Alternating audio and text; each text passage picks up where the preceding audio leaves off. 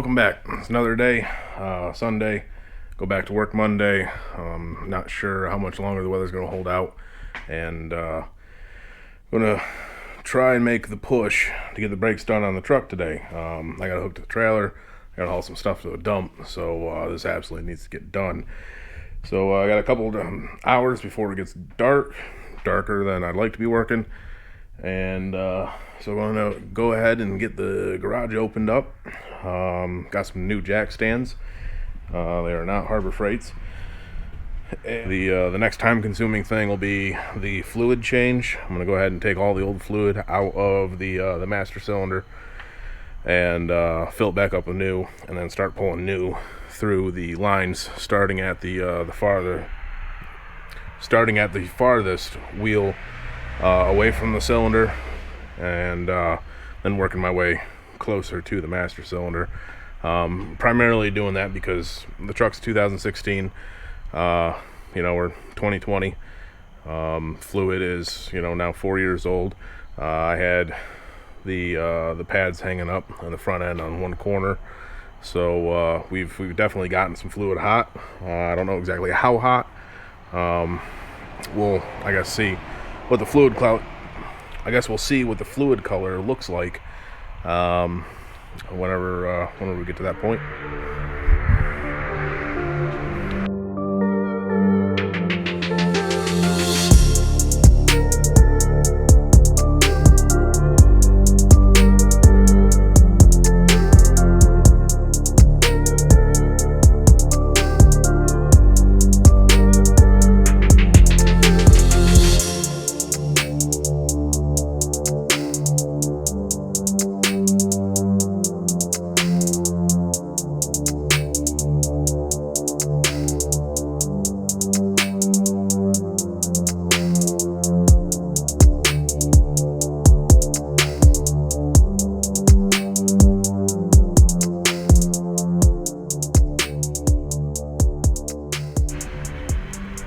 Alright, so rotors usually have a pretty polished surface, just kind of by their operation there.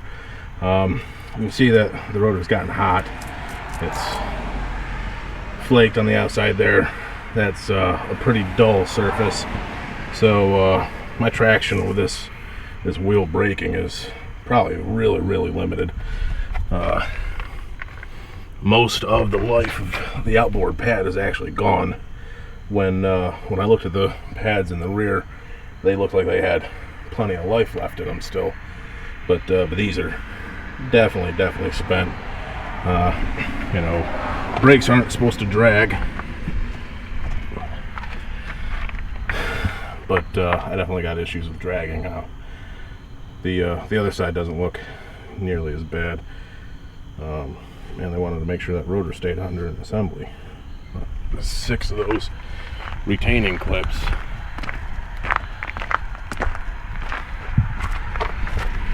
So the other side here is not great either. You got some actual hot spots here, real bad for pulsing, which is what I had. I did have some pulsing in my brake pedal. Not too shiny this side either. Pretty low, dull surface. Not as hot, hasn't gotten as hot as the other one did, and a lot more pad life compared to the other side. Now this side I can probably still move, minimal effort. So the other side, definitely no good. Time to start ripping down.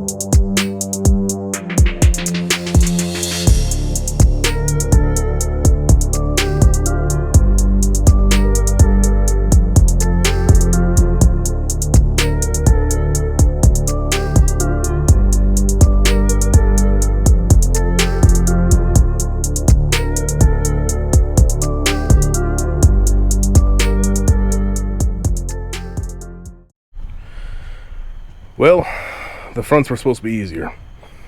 Not so much.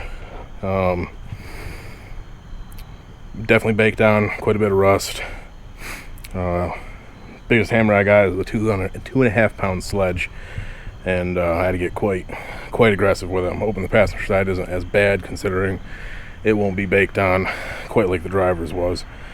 But yeah, I don't know if the heat lost the temper of the steel in the rotor, making it a little softer, or if I was just swinging that hard. But definitely left some pretty nasty marks in the rotor. You know, if you were trying to do a job like this and reuse your material, definitely not reusing this.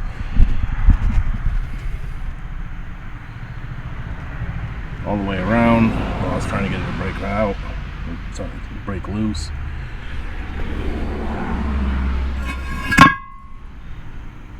Pretty good divots there on the edge. But shit, finally let loose.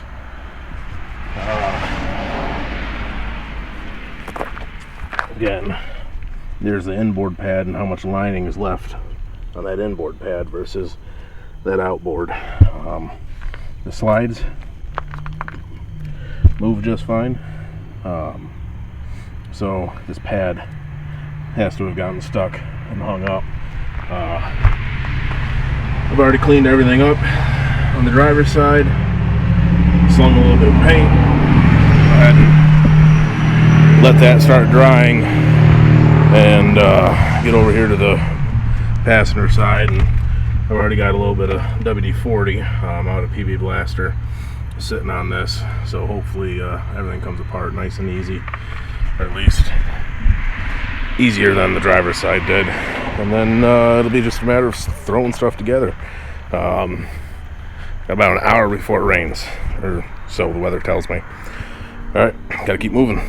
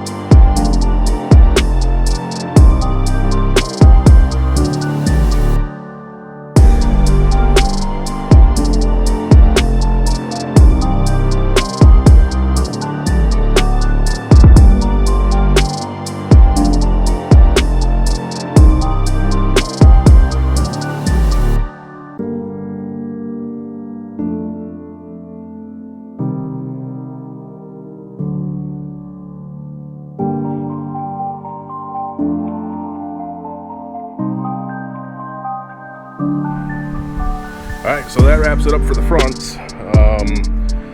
The rotors were a tight fit going back onto the hub, even though I'd cleaned everything off, all the rust.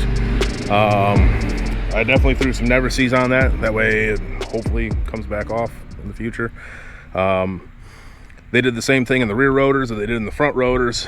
They had actually drilled and tapped 4 spots in the center hub of the rotor itself that you can thread bolts into and like push the rotor away from the hub and get it off the center.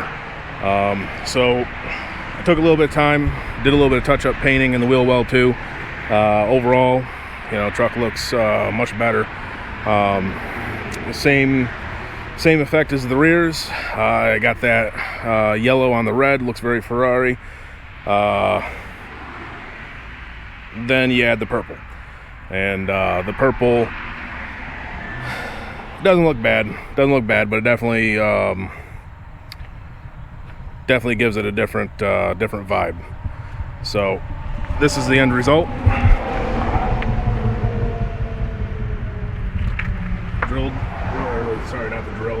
Slotted rotors look really good on the front end of this thing. Now they are directional. You want to pay attention to the sticker from the manufacturer, left, right, and that goes from the orientation of the driver's seat.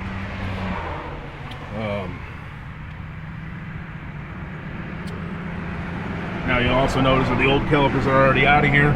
I got the brake lines hooked back up. The new copper washers are under the banjo bolt. Don't over tighten the banjo bolt. They're hollow, so inherently they're a little weaker than a normal bolt. Now the copper will crush a little bit, so it'll kind of feel like the bolt is stripping, but there'll be a point where the bolt you'll feel the wrench snug, and then you don't want to go much more than that. The copper is soft. It's meant to crush and conform. Get this piece of wire I was using to hang the caliper with out of there before I forget about it. But yeah, that's the driver's side.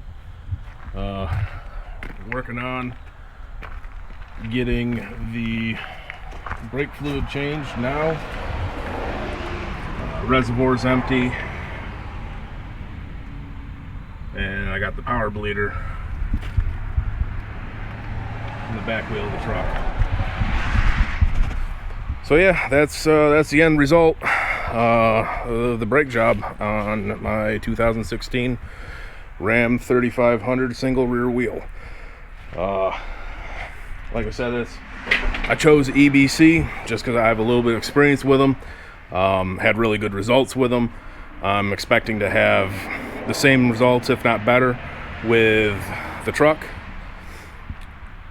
But like, comment, subscribe, same rigmarole. Let me know what I'm doing that you guys like. Let me know what I'm doing that you don't like. Ultimately, I want to continue to make better content, grow the channel, grow my opportunities, bring everybody along for the ride, and continue to provide entertainment. Take care, guys.